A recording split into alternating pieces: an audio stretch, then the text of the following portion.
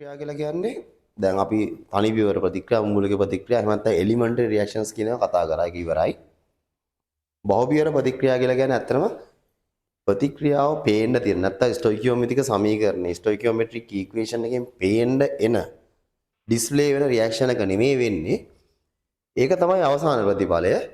පටන් ගන්නම සහ අවසානයේ තමයි ඒ ලියලා තියෙන්නේ. ඒක අතරමැද තව පියවරවල් තියෙනවා නම් අපි අන්න ඒ වගේ ප්‍රතික්‍රියාවට කියනවා බහුපියවර ප්‍රතික්‍රියාවක් කියලා.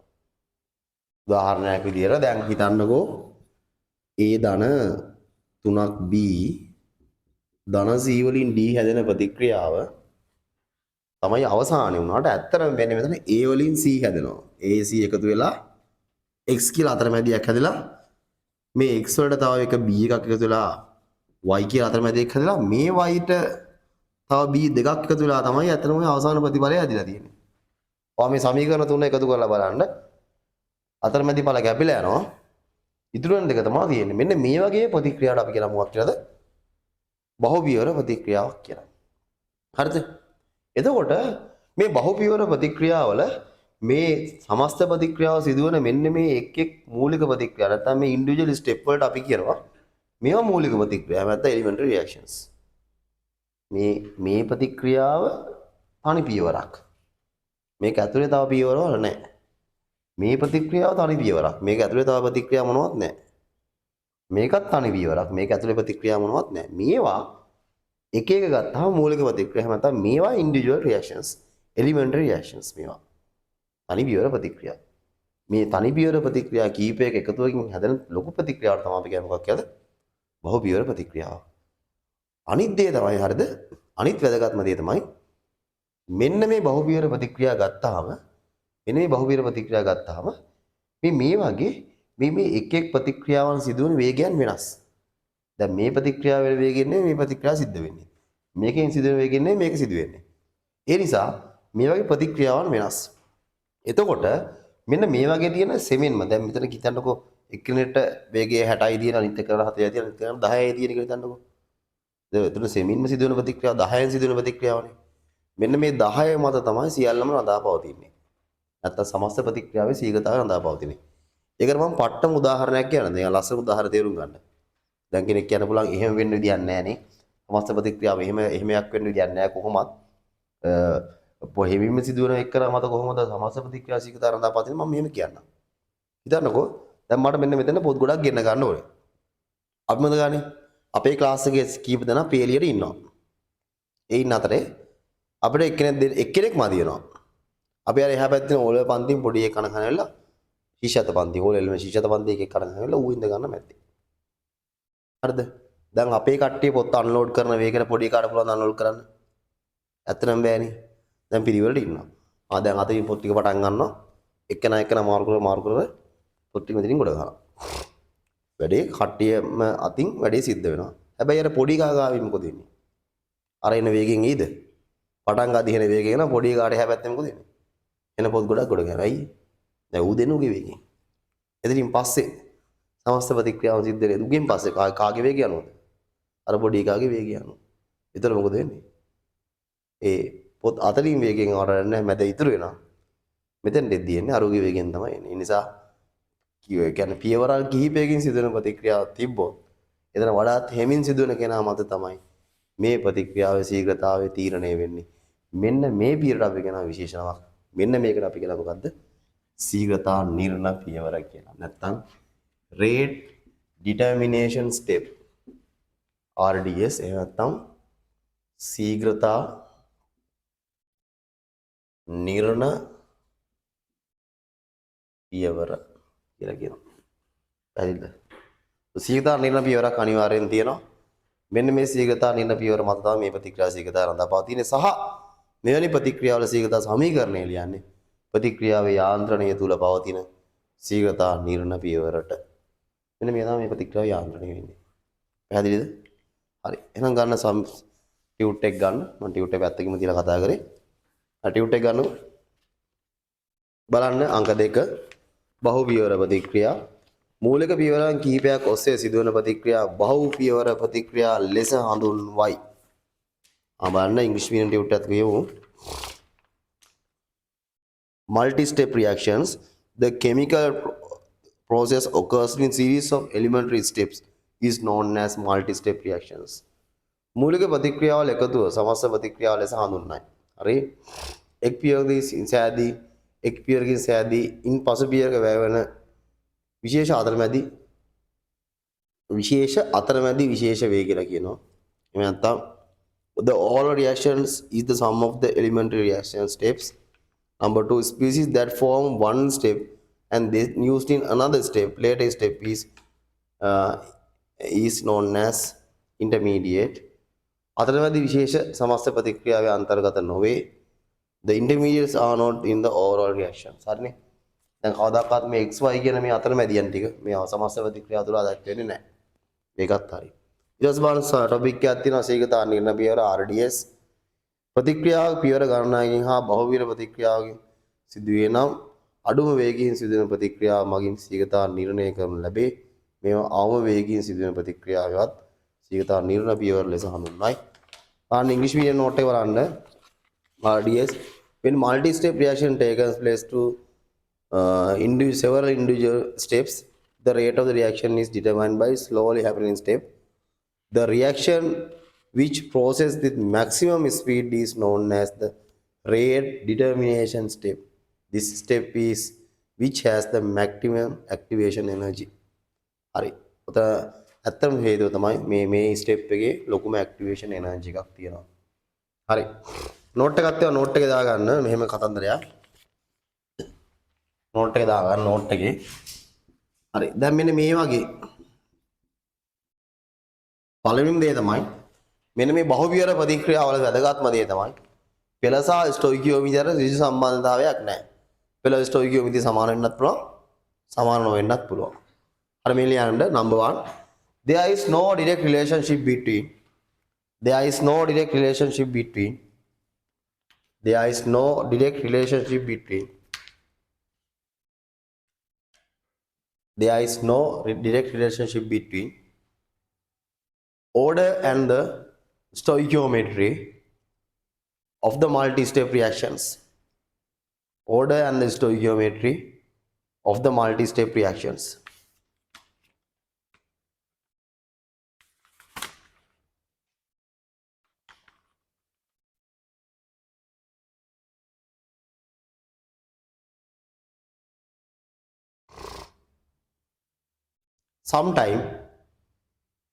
Sometime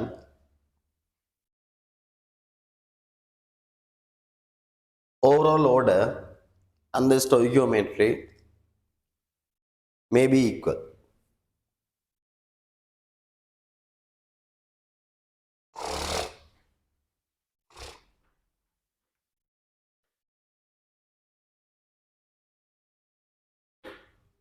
Number 2,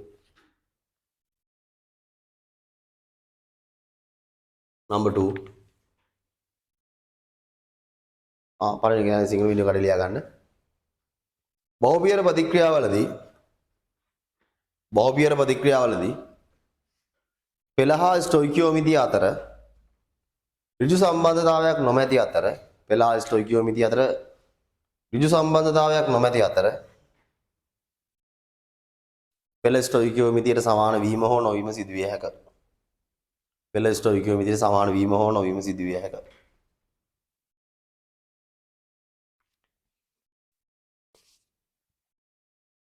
අංක 2 හරි මේක අහගන්න. හරි මේක අහගන්න. අනිත් දේ තමයි මේ හැම වෙලේම ශීඝ්‍රතා නියතය දාන්නේ නැත්නම් ශීඝ්‍රතා නියමය අපි දාන්නේ ශීඝ්‍රතා නියමය නැත්නම් රේට් ඉක්වේෂන් එක ඇප්ලයි කරන්නේ RDS වලට ශීඝ්‍රතා නිර්ණය පියවරට. එමින්ම සිදුවන පියවරට. ලියන්න.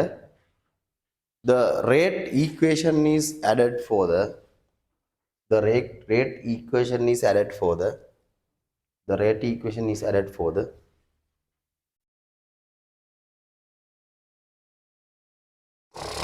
rate determination step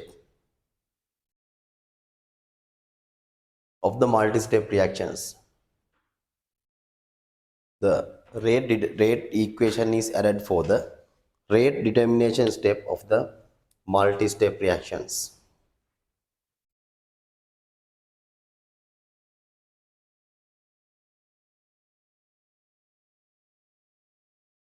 බහුපියවර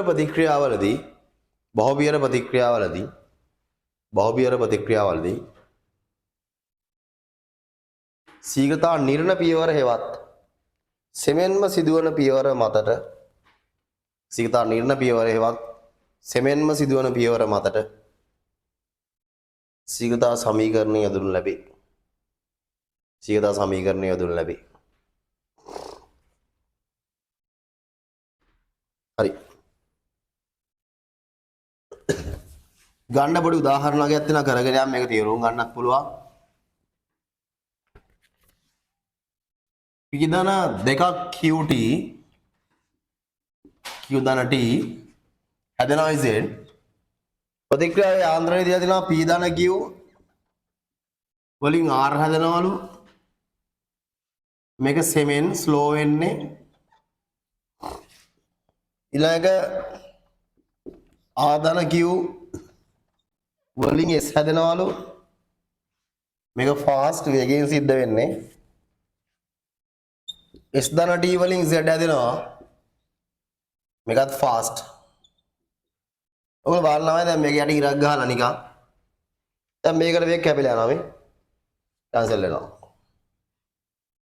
මේ S කැන්සල් වෙලා යනවා එකතු කරලා බලන්නකො මේ P ඉතුරු වෙනවා Q ඒවා දෙකක් ඉතුරු වෙනවා T එක ඉතුරු වෙනවා අවසාන Z එක ඉතුරු වෙනවා ඔය කියන සමීකරණය හම්බෙනවා P ධන දෙකක් Q ධන T වලින් Z කියන එක හදනවා ඒක අවුලක් නැහැ ඔක තමයි එන්නේ හරි දැන් මොකද වෙන්නේ මෙතන රේට් ඩිටර්මිනේෂන් ස්ටෙප් එක නැත්නම් RDS ශීඝ්‍රතා නිර්ණ පියවර වෙන්නේ මොකද්ද පළමු පියවර තමයි ශීඝ්‍රතා නිර්ණ පියවර වෙන්නේ පළමු පියවර එහෙනම් මෙතන තමයි අපි දාන්නේ මොකද්ද ශීඝ්‍රතා සමීකරණය මේ පළවෙනි පියවර මූලික ප්‍රතික්‍රියාවක් නැත්නම් එලිමෙන්ටරි රියැක්ෂන් එකක් මේකේ පෙළ කියන එක රයිස්ටෝයිකියෝමිතියට සමාන වෙනවා එහෙනම් මෙතන ශීඝ්‍රතා සමීකරණය වෙන්නේ මොකද්ද R සමානයි K වාරයක් P වල සාන්ද්‍රණයේ පළවෙනි බලයටත් Q වල සාන්ද්‍රණයේ පළවෙනි බලයටත් කියලා එනවා.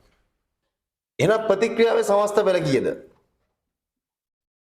ප්‍රතික්‍රියාවේ සමස්ත පෙළ කීයද? 2යි. ඕවරෝල් ලෝඩ් එක. හරි. ඒ වගේම තමයි අනුගතාවය කීයද? එහෙම නැත්නම් මොලිකියුලරිටි එක කීයද? කීයද? ප්‍රතික්‍රියාව සඳහා සහභාගී වුණු අණු සංඛ්‍යාවට තමයි අපි කියන්නේ ප්‍රතික්‍රියාවක අනුගතාවය නැත්නම් මොලිකියුලරිටි කියලා කියන්නේ. කීයද? 4යි. හරි. දැන් පෙළයි අනුගතාවයයි සමානයිද? හැබැයි ඔයාලට මතකයි මම ගිසදී කරපු මූලික ප්‍රතික්‍රියාවල්ද මොකද උනේ? පෙළ සෑම විටම අනුගතාවය සමාන වුණා. දැක්කද? මෙතන වෙනස් වෙනවා නේ. මෙතන ඉගෙන ගන්න ඕනේ. හරි. ඊළඟ දෙවෙනි එක.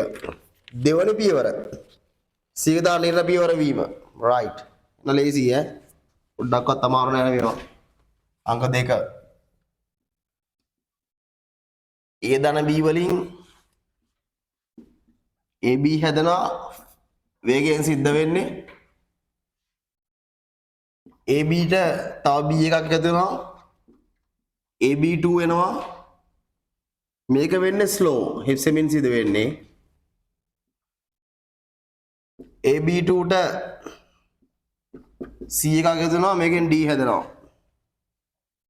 මේක ෆාස්ට් ඔක්කොම එකතු කරොත් එහෙම උඩින් කියපු සමීකරණය හම්බ වෙනවා මේ බලන්න AB2 ට AB2 කැපෙනවා AB ට AB කැපෙනවා A ධන දෙකක් B ධන C මේකෙන් D කියන එක හම්බ වෙනවා ඔකනේ තියෙන්නේ සරල ප්‍රශ්නයක් හරි දැන් බලන්න ශීඝ්‍රතා නිර්ණ පියවර මොකද්ද? 1ද 2ද 3ද කියන්නේ දෙක තමයි ශීඝ්‍රතා නිර්ණ පියවර වෙන්නේ. එහෙනම් ප්‍රතික්‍රියාවක ශීඝ්‍රතා නිර්ණ පියවර මතර තමයි අපි අනිවාර්යෙන් ශීඝ්‍රතා සමීකරණය දාන්නේ නේ. එහෙනම් අපි R ලියනවා. R සමානයි කවුද ඉන්නේ? AB වල සාන්ද්‍රණයේ වාරය B වල සාන්ද්‍රණය. AB වල සාන්ද්‍රණයේ වාරය B වල සාන්ද්‍රණය. හරි. දැන් තියෙන අවුල තමයි AB වල සාන්ද්‍රණයේ පළවෙනි බලය B වල සාන්ද්‍රණයේ පළවෙනි බලය. දැන් තියෙන අවුල තමයි මේ AB කියලා එක අපි දන්නේ නැහැ. අතරමැදි. එහෙම දාලා ශීඝ්‍රතා සමීකරණය ලියලා උත්තරයක් ගන්නත් බෑ. ඔය K එන්න ඕනේ වරෙන් K වාරයක් හරි කලින් ඇති කේලි වලේද? හරි. K වාරයක් A වල පළවෙනි බලය B වල පළවෙනි බලය. වැඩේ කියන්නේ මේ AB කියන එක අපි දන්නේ නැහැ. හැබැයි A simple A sorry A capital A සහ capital B වල සාන්ද්‍රණය වැඩි කරද්දී AB හැදෙන ප්‍රමාණය වැඩි වෙනවා. AB කියන එක නම් මෙතන පාවිච්චි වෙනවා. ඒ නිසා වැදගත්ම දේ තමයි හොඳට මතක තියාගන්න මෙන්න මේ AB වල සාන්ද්‍රණය simple A සහ B වල සාන්ද්‍රණයට අල්ලෝම සමානුපාතික වෙනවා. අයින අපිට මේක මෙහෙම ලියන්න පුළුවන්. AB වල සාන්ද්‍රණය සමානුපාතික වෙනවා මොකේටද? A වල සාන්ද්‍රණයේ වාරයක් B වල සාන්ද්‍රණයට. මෙන්න මේ නිසා මේ කොටස අරගෙන ගිහිල්ලා මෙතනින් ඇප්ලයි කරලා දාන්න. එහෙනම් මොකද වෙන්නේ? R සමාන මොකද්ද? K වාරයක් A වල සාන්ද්‍රණය B වල සාන්ද්‍රණය ආය පාරක් B වල සාන්ද්‍රණයට. හරි. එහෙනම් අපිට එනවා R සමානයි K වාරයක් A වල සාන්ද්‍රණයේ වර්ගය කියන එකට සමස්ත පෙළ. සමස්ත පෙළ. එහෙම නැත්නම් overall order එක. කීයද? මෙතන 1යි මෙතන 2යි ඔක්කොම කීයද? 3යි. අනුගතාවය කීයද? අනුගතාවය කීයද? 4යි. හරි. ඒත් බලන්න පෙළයි අනුගතාවයයි මොකද වෙන්නේ? සමාන වෙන්නේ නැහැ. දැන් එන බහුවිර ප්‍රතික්‍රියාවක් දුන්නොත් සීගතා සමීකරණය ලියා ගන්න බැරිද? පුළුවන්. එහෙනම් ටක් ගාලා තුන්වෙනි එක කරන්න බානේ නේද? තුන්වෙනි එක.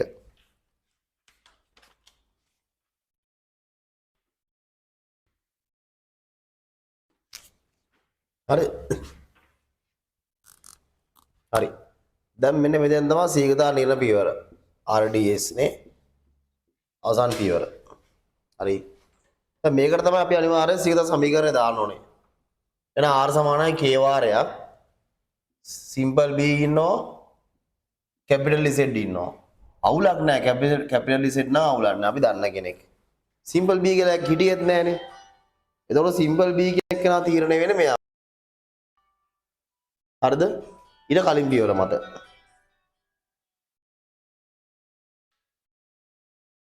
A වල සාන්ද්‍රණය X වල සාන්ද්‍රණය මත. එහෙනම් simple B කියන එක අපිට ගන්න පුළුවන්.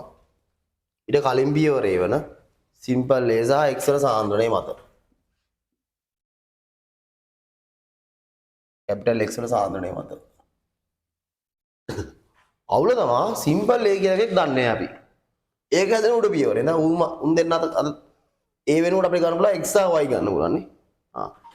එහෙනම් අපිට කෙලින්ම A වෙනුවට ගන්න පුළුවන් මොකද්ද? capital X සහ capital Y. හරි. එහෙනම් මේක අරන් ගිහින් මෙතෙන්ට දාන්න මේ සමස්තකම අරන් ගිහිල්ලා මෙතෙන්ට දාන්න. එතන අපිට නම මොකද්ද? R සමානයි K වාරයක් XY X හේතුව මේක අරන් ගිහින් නැමොත් එමේ XY X වෙනවනේ මෙතෙන්ට. ඊට අමතරව Z. එහෙනම් මේක හැදුවොත් එimhe අපිට අවුන R සමානයි K වාරයක් X වල n එකක් ඉන්නවා. X වල වර්ගය Y වල පළවෙනි බලය Z වලත් පළවෙනි බලය. එහෙම ගත්තොත් එහෙම අපිට ඕවරෝල් ඕඩර් එක කීයක් එනවද? තරයි. මොලිකියුලරිටි එක මොකද එන්නේ? තරයි. එහෙනම් ශීඝ්‍රතා නිර්ණය පියවර එහෙම නැත්නම් rate determination step එක අවසන් පියවර වුණොත් තමයි ප්‍රතික්‍රියාවක ශීඝ්‍රතාවයේ ප්‍රතික්‍රියාවක සමස්ත පෙළ සහ ප්‍රතික්‍රියාවේ අනුගතාවය කියන එක එකිනෙකට සමාන වෙන්නේ. පැහැදිලිද? හරි. අභ්‍යාස වගේක් තියෙනවා ඒක කරමු. ඒ බහුවිය ප්‍රතික්‍රියාව ශක්ති සටහන කියලා සමයේ පොඩි කොටසක් තියෙනවා අපි ඒකත් කරගෙන යන්න. right.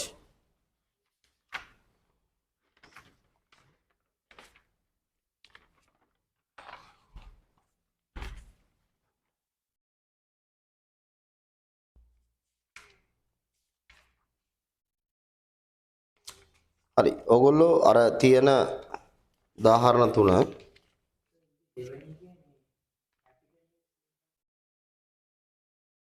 ඔක්කොම කැපිටල් වෙනවා.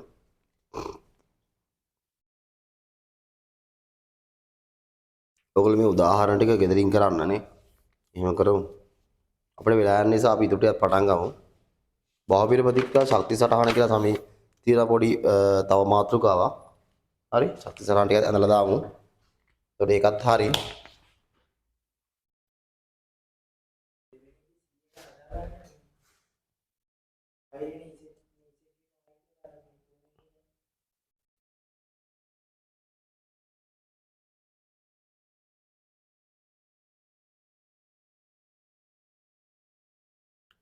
එහෙම කර.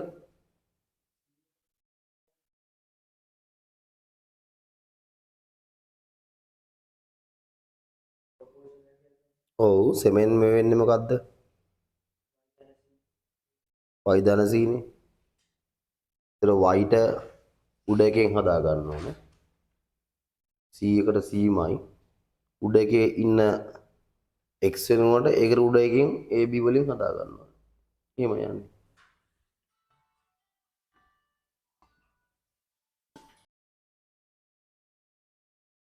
බලමු මේ ප්‍රශ්න ටික. පළවෙනි එක නේ 2x ධන 2y මේකෙන් z හැදෙන ප්‍රතික්‍රියාවක් තියෙනවා. x ධන y වලින් xy හැදෙනවා fast. xy ධන x කියලා කියන්නේ x2y මේක slow. x2y වලින් z මේක fast. මේක තමයි RDS එක. සීගතා නිර්ණ පියවර. ඒක තමයි සීගතා සමීකරණය ලියන්න ඕනේ. එහෙනම් R සමානයි k වාරයක් x වල සාන්ද්‍රණය වැඩි කිරීම xy සාන්ද්‍රණය කියලා එනවා. නේ? xy හැදෙන්නේ උඩ ප්‍රතික්‍රියාව. xy කියලා කියන්නේ ඇත්තටම සමානුපාතය කියනවා x වාරක් y වලට.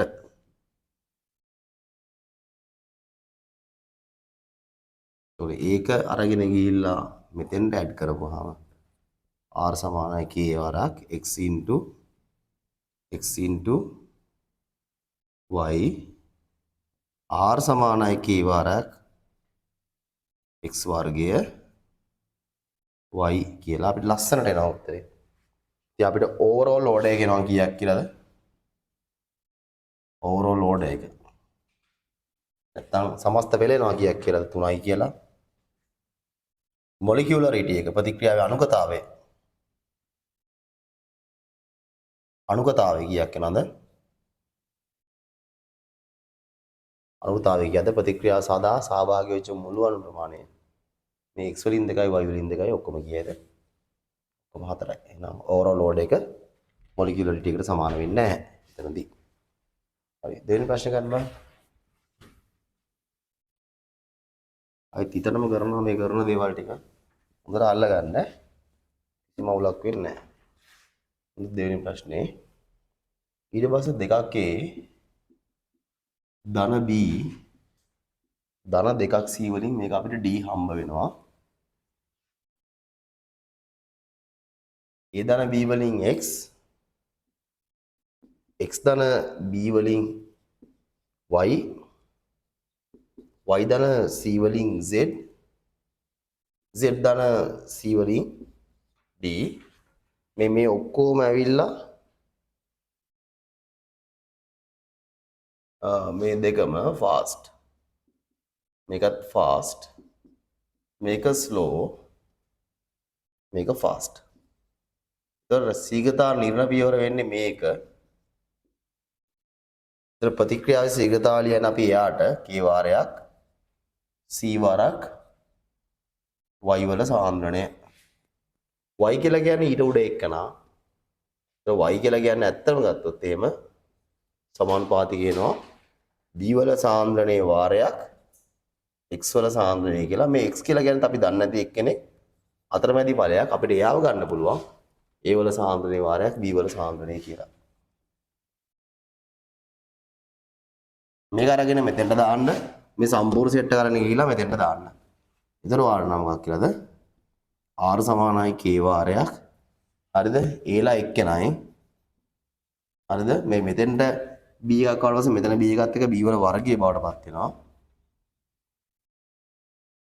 හරිද? ඊට අමතරව c කියලා එක්කෙනෙක් ඉන්නවා.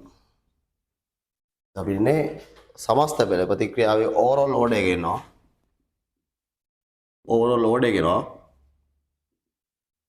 මෙතන 1යි මෙතන 1යි 2යි මේ දෙන්නත් එක්ක 2යි 4යි සමස්ත පෙළ 4යි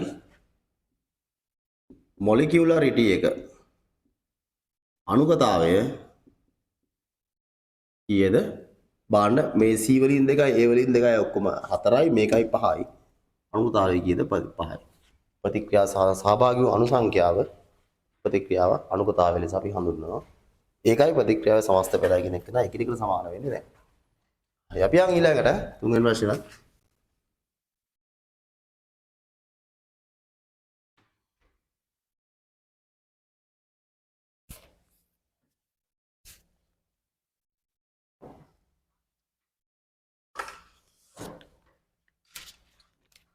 හරි දෙකක් C වලින් C2 කියලා එකක් හැදෙනවා මේ C2යි B කියලා එකතු වෙලා BC2 කියලා එකක් හැදෙනවා මේ BC2 දන ආයි B එකක් එකතු වෙලා B2C2 කියලා එකක් හැදෙනවා A එකකුයි මේ කලින් හැදිච්ච B2C2 කට්ටිය එකතු වෙලා B කියලා ප්‍රතික්‍රියාවක් හැදෙනවා මේ ඔක්කොම ඇවිල්ලා වේගයෙන් වෙන්නේ මේක ඇවිල්ලා සෙමින්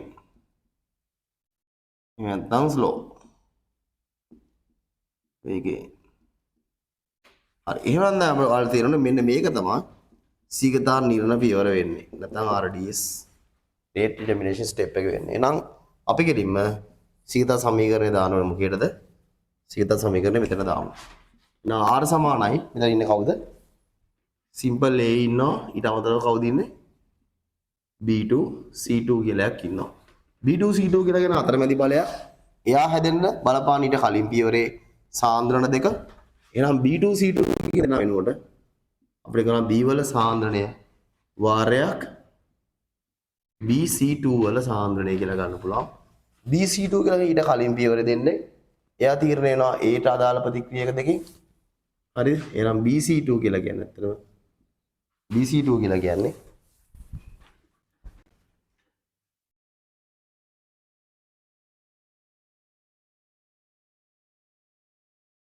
සමානුපාතික වෙනවා කාටද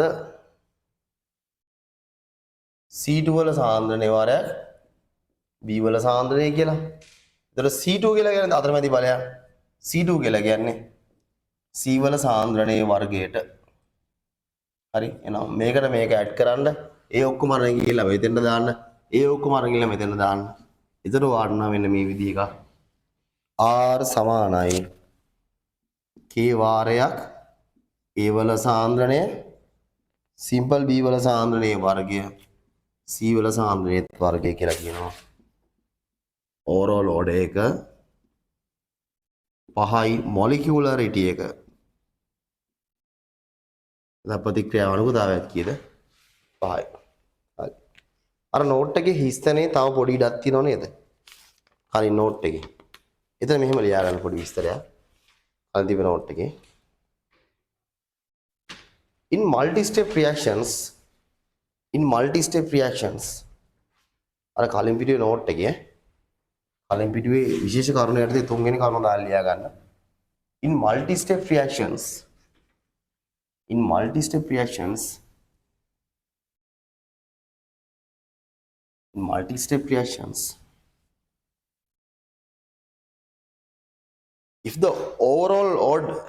if the rate determination step is final step, if the rate determination step is the final step,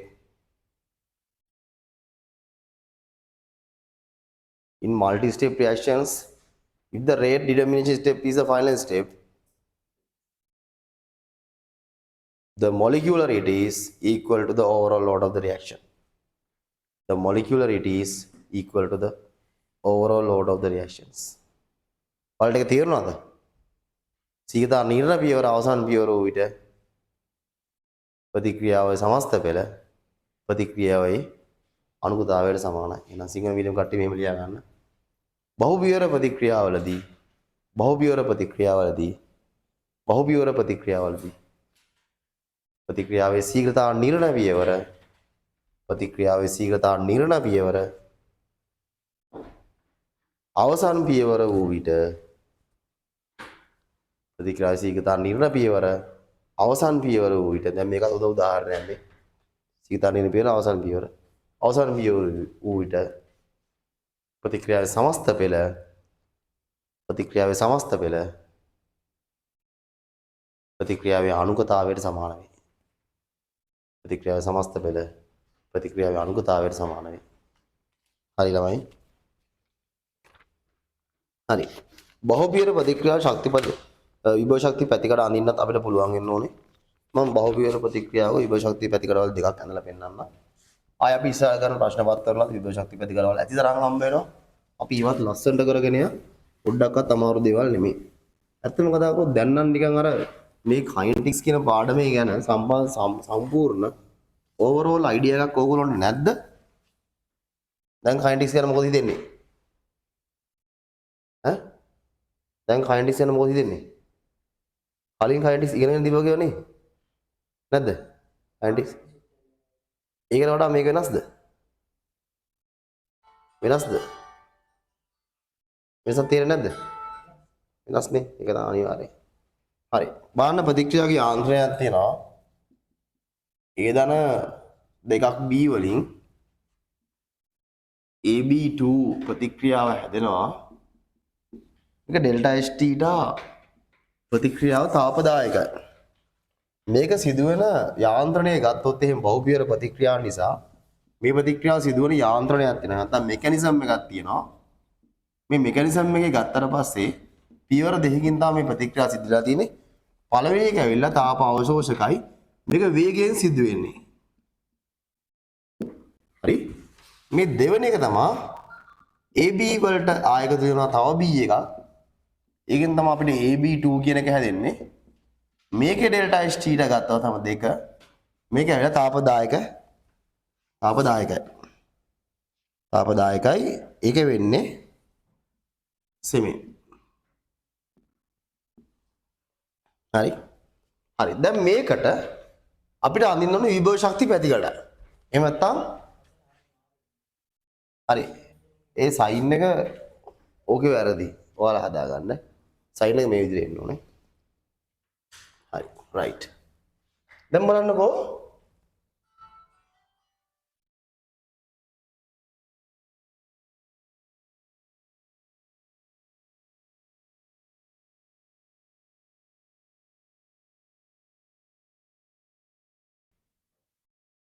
energy ශක්තිය.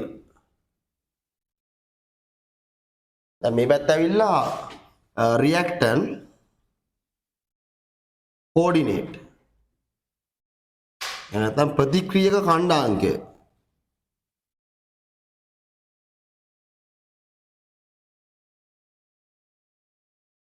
ප්‍රතික්‍රියක ඛණ්ඩාංකය. හරි බලන්නකෝ. මේකේ වෙලා තියෙන්නේ මොකද්ද? ඒ දන දෙකක් B ඉන්නවා. මේ වගේ තැනක. අවසානට හැදිලා තියෙන්නේ මොකද්ද? AB2. ඒකෙත් තියෙන්න ඕනේ. දැන් තාපදායකයි. නැත්තම් එක්සොතර්මික්. AB2 ට වඩා පහළින්ද ඒ දන දෙකක් B ට වඩා පහළින්ද ඉහළින්ද AB2 එන්න ඕනේ. හිතන්න කල්පනා කරන්න. තාපය පිට කරලා. කොහෙන්ද එන්න ඕනේ? ඉහළින්. ඉහළින්ද පහළින්ද? තාපේ පිට කරලා තියෙන්නේ. එතකොට ශක්තිය අඩුයි. එහෙනම් කොහෙන්ද එන්න ඕනේ? AB2 එන්න ඕනේ. ඒ දන B ට වඩා පහළින් එන්න ඕනේ. හරිද? දැන් පළවෙනි ප්‍රතික්‍රියාව මේ බලන්න මේ එක එක්කෙනෙකුයි B එක්කෙනෙකුයි ප්‍රතික්‍රියා කරලා AB කියලා එකක් හදනවා. ඒක පටන් ගත්ත තැනට උඩින් දෙන්න ඕනේ පහළින් දෙන්න ඕනේ. පටන් ගත්ත කට්ටිය පටන් ගත්ත මෙතනින්. අතරමැදි හැදෙන එකන තාප අවශෝෂකයි නැත්නම් එන්ඩෝතර්මික් ඒක ඉහළින්ද පහළින්ද? මීට වඩා ඉහළින්. හරි. මොකද මේ එක එක්කෙනෙකුයි එක B එක්කෙනෙකුයි ප්‍රතික්‍රියාව මොනවද කරන්නේ? AB කියලා එකක් හදනවා. තව කවුද ඉතුරුලා තියෙන්නේ? තව එක බීයක් ඉතුරුලා තියෙනවා. ඒක එහෙම තියාගන්න. හරි. මේ ප්‍රතික්‍රියාව මොකද වෙන්නේ? ඔන්න ඔය විදිහට වේගයෙන් සිද්ධ වෙන්නේ. වේගයෙන් සිද්ධ වෙනවා නම් මට කියන්න මේකේ සක්‍රීයන ශක්තියේ උස අරයට වඩා අඩු වෙන්න ඕනද වැඩි වෙන්න ඕනද? වේගයෙන් සිද්ධ වෙන්නේ. ඇක්ටිවේෂන් එනර්ජි එකේ හයිට් එක දෙවෙනි පියවරේ ඇක්ටිවේෂන් එනර්ජි එකේ හයිට් එකට අඩු වෙන්න ඕනද වැඩි වෙන්න ඕනද? කල්පනා කරලා බලන්න. වේගයෙන් නම් වෙන්නේ වැඩේ සිද්ධ වෙන්න පට්ට පහසුයි.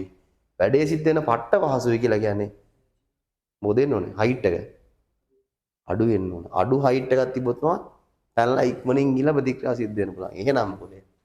මේකත් ඉහළට ගිහින් තමයි යන්නේ. හැබැයි මේකේ හයිට් එක ටිකක් අඩුයි. අපි මෙන්න මේකට කියනවා ඇක්ටිවේෂන් එනර්ජි පළවෙනි එක.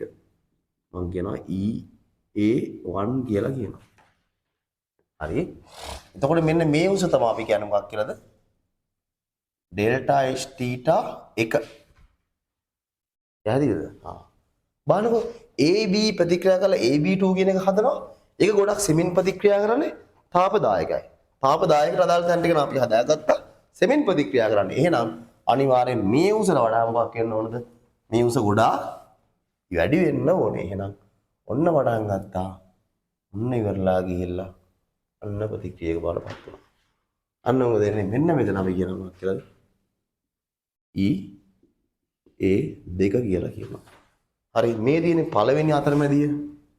අස්ථායි අතරමැදියක TS1 මේ තියෙන මොකද්ද? TS2 කියන එක. දෙවෙනි සංකීර්ණය. හරි. එතකොට බලන්න මෙන්න මේක. මෙන්න මේ මට්ටමේ සිට මේ මට්ටම දක්වා තියෙන උසර තමයි අපි කියන්නේ මොකක් කියලාද? ප්‍රතික්‍රියාවේ එන්තල්පි විපර්යාසය නැත්තම් delta H θ of the reaction. පැහැදිලිද? හඳගන්න. අනිවාර්යයෙන්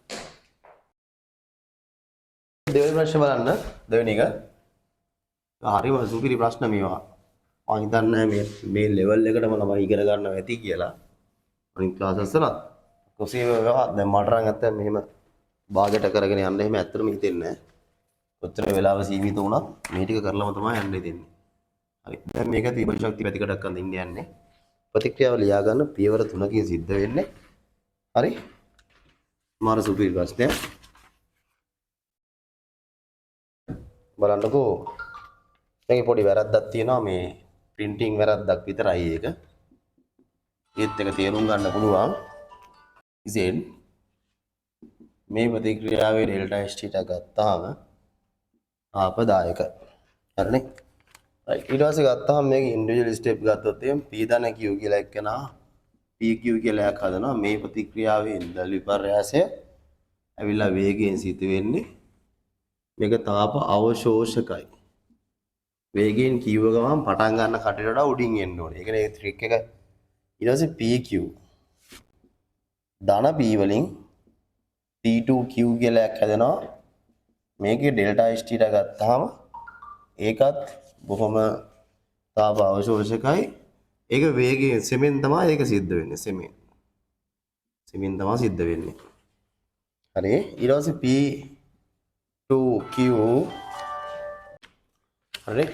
හරි. දැන් බලන්නකෝ දැන් මේක සෙමෙන් වෙන්නේ අවසාන එක P2Q එක ධන R කරගන්න. මේකලා PQ තියෙන්නේ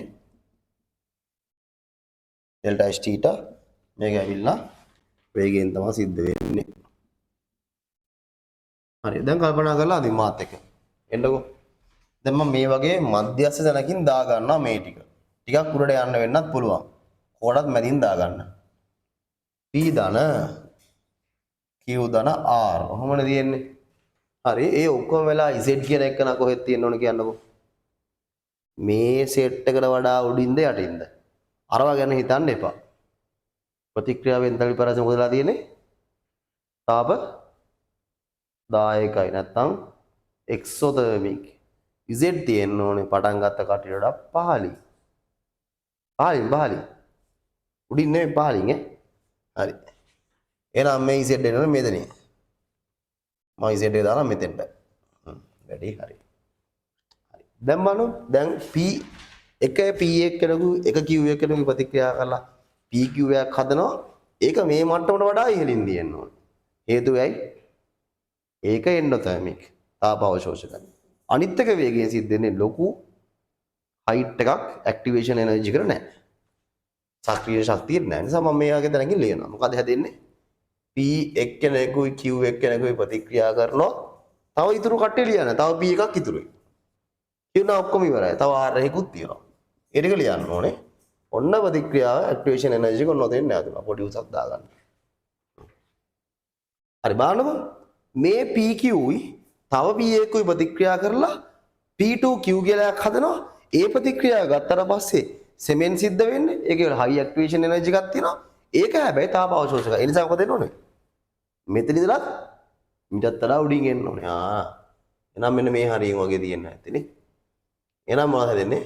P2Q ඉතුරුලා දින්න R එක විතරයි. මොකද ಇದು අනිත් P එකක් ගියලා. අන්න high activation energy එක ඕන නිසා උස නැත්නම් සෙමෙන්ම සිදින්න ලොකු උසක් දා ගන්න ඕනේ ඒකට. right. ඊට පස්සේ බලන්න අවසාන Z කියන එක මම Z මේ හරියෙන් දා ගන්න. නැත්නම් ඉඩමදි නිසා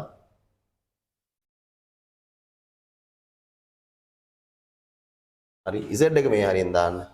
ඒ ප්‍රතික්‍රියාව බලන්න තාවදායකයි. ඒක වේගයෙන් සිද්ධ වෙන්නේ. ඒකේ උස අඩුයි. පොඩි උසක් තියෙන්නේ. අන්න Z හැදෙනවා. right. එහෙනම්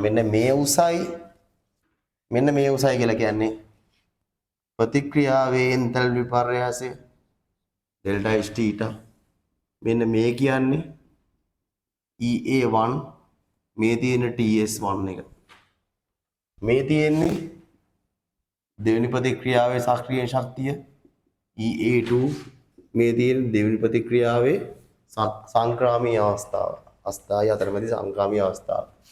හරි මේ තියෙන තුන්වෙනි ප්‍රතික්‍රියාවේ සක්‍රීය ශක්තිය EA3 මේ තියෙන මොකද්ද? එයාගේ කන්ද TS3 කියන එක. එහෙම නැත්නම් එයාගේ අස්ථායි අතරමැදි සංක්‍රාමී අවස්ථාව. මේක තමයි විභව ශක්ති පැතිකඩ වෙන්නේ ඔකට. පැහැදිලිද? හරිම ලස්සනයි නේ. හොඳයි නේ. හරි. යෝගාන් ඉන්න බැරිද? අනේ පුළුවන්. කිසිම අමාරුවක් නැහැ. ඇයි බෑ කියලා දන්නේ. අපි හිතනවා ඉතින් බෑ කියලා නේ. අපිට බෑ. අපිට ඕක බෑ කොහොමද? එහෙම තමයි දන්නේ. අපිට නම් බැරිවි. හිතන්න එපා වලක්වත්. හරි. අපි වගේම කට්ටිය තමයි මේ ගමන දිනන්නේ හැම වෙලේම. අපි ඔක්කොම එකයි තමයි. right. හරි. බලන්නකෝ මම පොඩි වැදගත් කරුණු කීපයක් කියලා දෙන්න හදන්නේ. ලස්සනම ස්පෙෂල් නෝට් එකේ ලියා ගන්න වැදගත් කරුණු කීපයක්. හරි. කලින් ප්‍රතික්‍රියාවේ කලින්ක දැන් බෝඩ් එකේ මකලා තියෙන්නේ.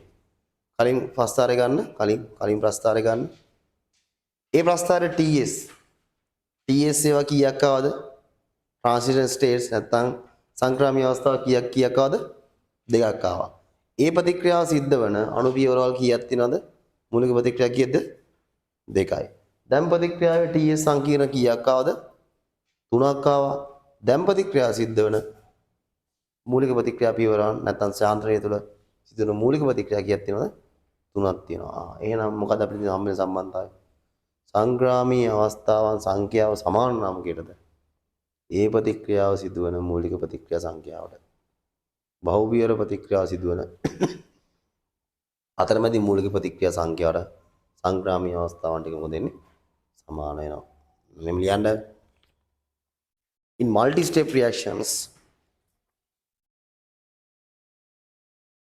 multi-step reactions, the number of transition complexes are equal to the in multi-step reactions, number of transitional complexes are equal to the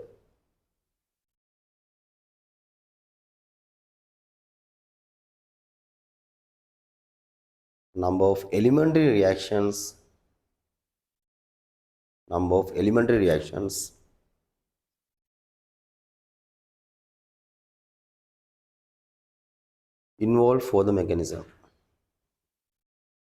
involved for the mechanism.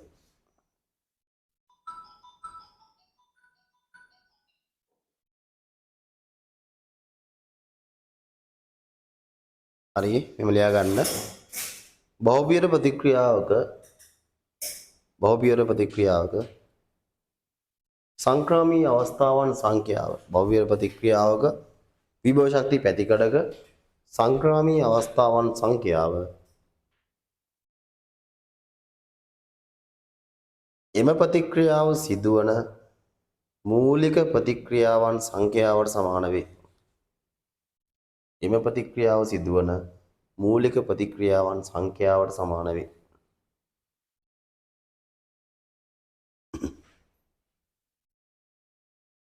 හරි. මෙන්න මෙහෙම ඇහුවොත් එහෙම. දැන් මම එදා TS සංකීර්ණ ගැන කියලා දුන්නා. TS සංකීර්ණ නැත්නම් සංක්‍රාමී අවස්ථාවන් transition states කියනවා. වෙන් කරගන්න බෑ.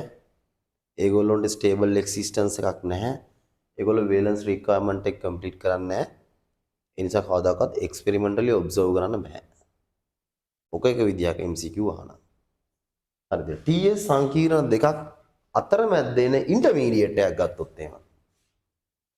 ඒක වෙන් කරගන්න පුළුවන්. intermediate එක වෙන් කරගන්න පුළුවන්. TS සහ intermediate කියලා කියන්නේ දෙකක් මතක තියාගන්න. ඒ වගේම තමයි ඒගොල්ලෝ valence requirement එක complete කරනවා. ඒගොල්ලොන්ට stable existence එකක් තියෙනවා. ඔය කියන්නේ මේ දෙන්නෙක් අතර ඉන්න මෙන්න මේ වගේ PQ වගේ කට්ටිය. අපි එදා කතා කරේ මේ වගේ දෙන්නෙක් අතර ඉන්න මේගොල්ලෝ ගැන. හරිද? මේගොල්ලෝ කවදාකවත් අපිට වෙන් කරගන්න බෑ. ඒගොල්ලෝ experimentally determine කරන්න බෑ. unstable. නිතරම වෙනස් වෙනවා. valence requirement එක complete කරන්න. හැබැයි සංක්‍රාමී අවස්ථාවන් දෙකක් අතරමැද හම්බෙන මෙන්න මේ වගේ කට්ටිය. experimentally වෙන් කරගන්න පුළුවන්. ඒ වගේම තමයි ඒගොල්ලෝ stable existence එකක් තියෙනවා. ඒ වගේම තමයි ඒගොල්ලෝ අර suitable valence නැත්නම් required valence requirement එක නැත්නම් අවශ්‍ය සංයුක්තාවශ්‍යතාවය පෙන්වුම් කරනවා. හරි. note එක කරනවා ලියා ගන්න. theory කරනවා. The intermediate product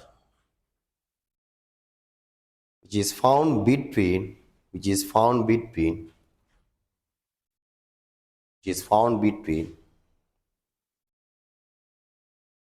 two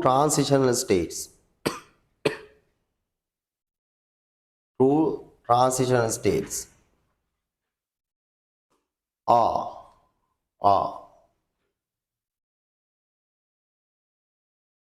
number one, Roman number one, can separated experimentally. Number two, has stable existence.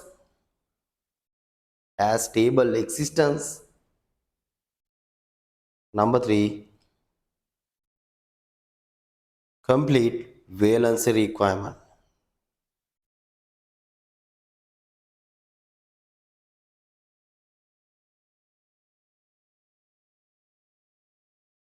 Right. හරි. එතකොට chemical kinetics වල ඔය කොටස උතනින් ඔහම ඉවරලා යනවා. හරි අපි ලබන සතිය හම්බ විතුරු දේවල් එක්ක කෙලිම ඩේලි ටාගට් පේපර් එක බලාපොරොත්තු වෙන්න සුපිරිම ස්ට්‍රෝං පොයින්ට් එකකින් හරි. I think ඒක කෙලින්ම විභාගයේ ගොඩ දාලාම තමයි එදාට ඉවර කරන්නේ මේ කොටසෙන්. ඩේලි ටාගට් පේපර් එක. theory speed reminder එක කෙලින්ම මේ කොටස ඉවර වෙනකම්ම එනවා. සහ ඒ කොටසේ තියෙන ඔක්කොම වැදගත් දේවල් බරපතල දේවල් සියල්ල අඩංගු වෙනවා. අවුරුදු ගානක ප්‍රශ්න පත්‍ර වලට උත්තර තියෙනවා ඒ කොටස ඇතුලේ. මේ වගේම ශක්ති විද්‍යාව පාඩම හෝ වායු නියම පාඩම ඔය කියන දෙකෙන් හොඳම තැනකින් සම්බන්ධ වෙන්න බලාපොරොත්තු වෙන්න. අනිත් පැත්තෙන් ඒකටම අදාළ ඩේටා ටාගට් පේපර් එකකුත් බලාපොරොත්තු වෙන්න. අපිට තව ඉතුරුලා තියෙනවා කන්සන්ට්‍රේෂන් ටියුට් එකේ තව චූටි කොටසක්.